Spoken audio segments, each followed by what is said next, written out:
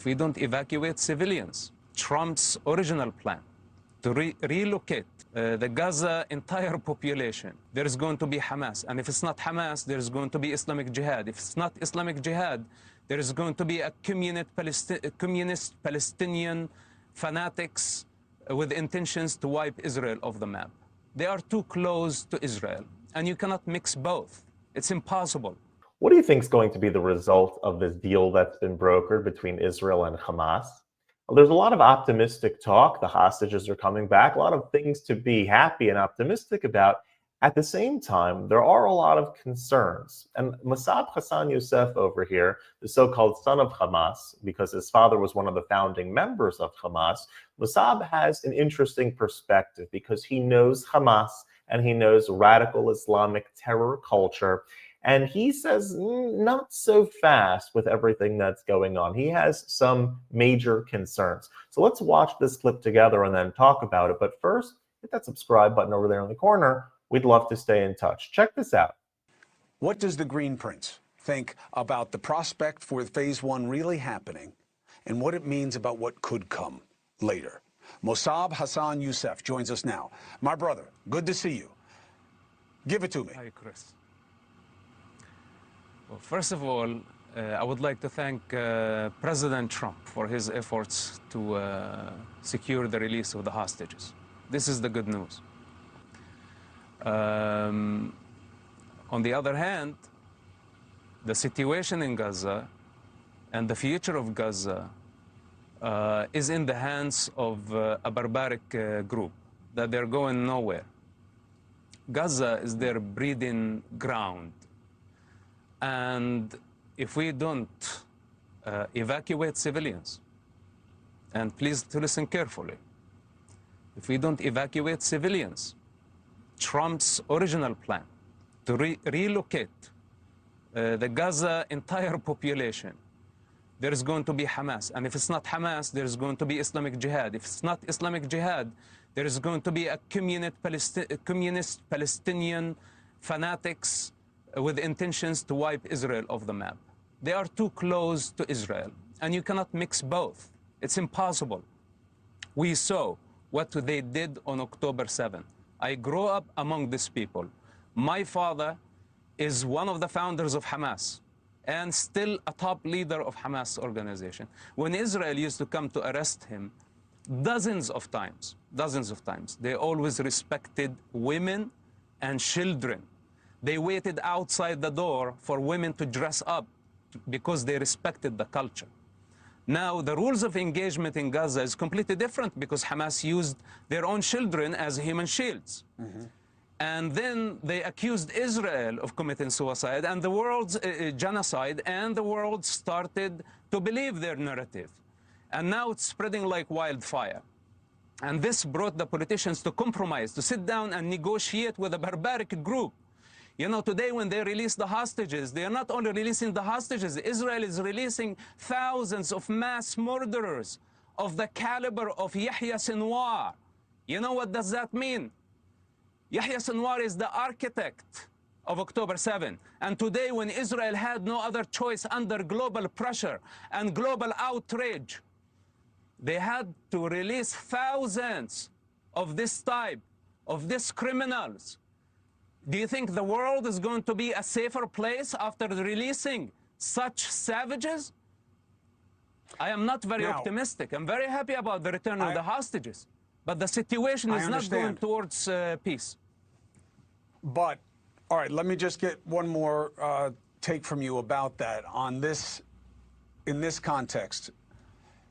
If it doesn't matter who is in power because they're going to want to destroy Israel, then by that definition, Israel could never have peace.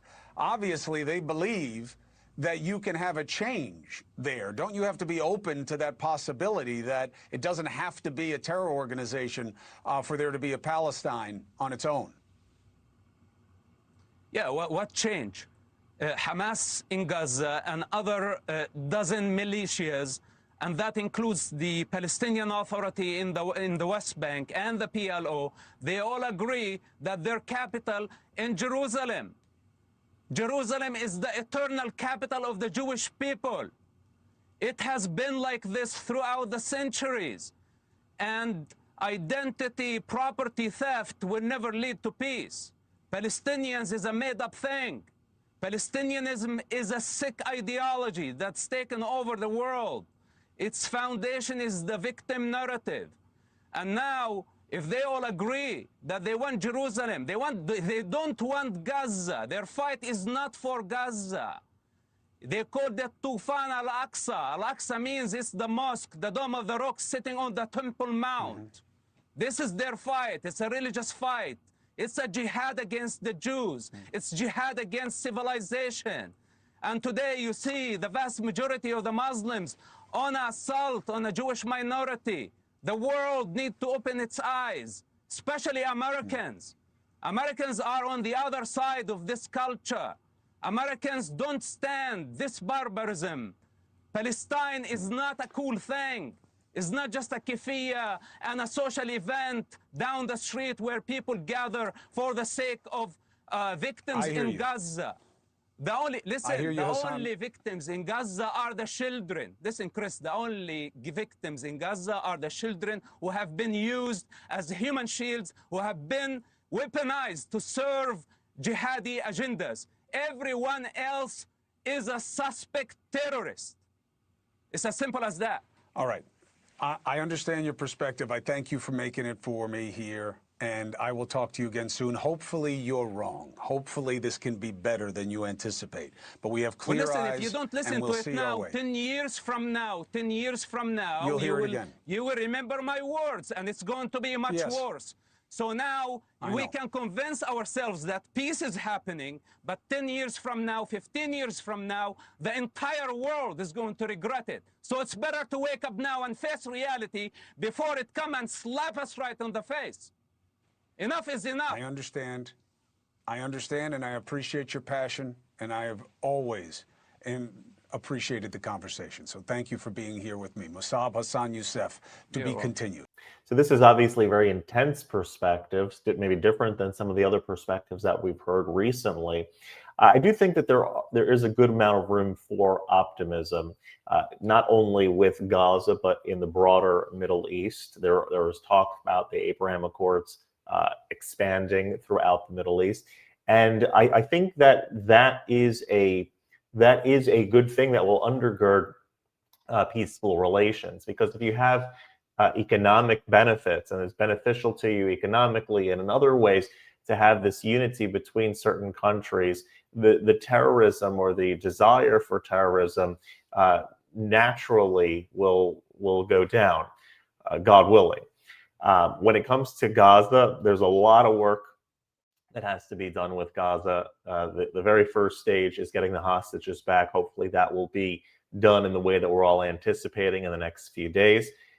The next steps after that is where it gets even a little bit more murky and complicated, in the sense that Hamas has a lot to live up to, a lot to agree to. They have to disarm. Who's going to facilitate that? How is that actually going to come about? How do we guarantee, like Mosab was saying over here, how do we guarantee that even if it's not Hamas, that some other radical group, radical terrorist group is not going to take its spot and also seek the destruction of Israel? Hamas, not under the name of Hamas, but with a different name, with the same ideology. And so I hope that Mosab is overcompensating. I mean, he does come from that culture. He does know it firsthand. So he's certainly a voice that we need to be aware of and listening to. But I can't imagine that the leadership that are involved in this deal are not just kicking the can down the road 10 years. I think that this war, what it has done is pulled the Band-Aid off, and everything has been exposed. And we see Hamas for the terror organization that they really are. And Israel is not going to tolerate other groups forming and everybody turning a blind eye at and they're arming themselves and they're preparing terror against Israel. I think whatever comes to Gaza next needs to be watched in a way that it is going to be an organization, a government, a system of running, whether it's in the temporary or in the long term, needs to be a place that recognizes Israel's right to exist, the people's safety, and not be something that can be just a vacuum for the next terror group to come in. I can't imagine that this wouldn't be of top priority and concern that is a part of this deal and a part of overall Israeli perspective at this point in time. And so I appreciate Mosab's perspective on this. We shall see what happens, but something certainly that all of the leadership that is involved needs to definitely be aware of, and something that we as the regulars need to be aware of as well. Because when we recognize which is the good side and which is the terror side, which wishes to disband civilization, we give fuel to the good. We extend the light. If we side with those that wish to destroy civilization, then we give fuel to that as well. And nobody wants to do that, right? If you like this content overall, that subscribe button over there in the corner. We'd love to stay in touch. Take care.